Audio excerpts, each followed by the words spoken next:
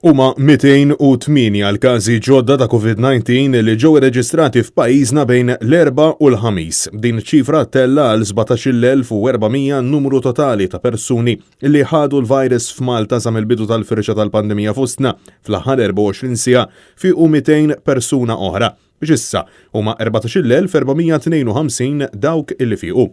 Dan kollu tħabbar mill-Ministeru għas-Saħħa fejn ġie konfermat ukoll illi pajjiżna rreġistrat 3 vittmi oħra tal-pandemija, żewġ irġiel ta' 87 u 69 sena rispettivament li tilfu ħajthom fl-Isptar Mater Dei u mara ta' 87 sena illi mietet fl-Isptar Ġenerali ta' Għawdex. Sabiex l-ammont totali ta' vittmi tal-COVID-19 f'pajjiżna issa żdiedu għal 261 bi 13 il-fatalità fl-aħħar 6 ijiem.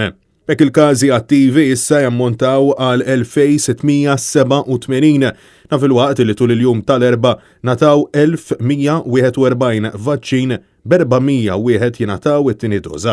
Dan kollu jfisser li mill-bidu tas-sena sissa il-Gżejjer Maltin irreġistraw 42 mewta kawża ta' din il-pandemija b'aktar minn 4,000 każ ġdid f'inqas minn xahar, medja ta' 165 każ kuljum.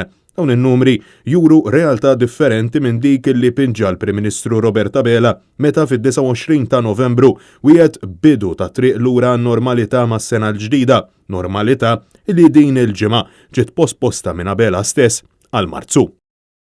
F'Jannar se tibda it-triq lura n-normalità. Frar huwa xahar li fih se jkollna numru ta' restrizzjonijiet, imma mbagħad qegħdin naraw li nħarsu l qudiem u minn Marzu nkunu nistgħu nibdew mixi lura lejn ir-ritorn għan-normalità. Francesco Catania, għal Net News.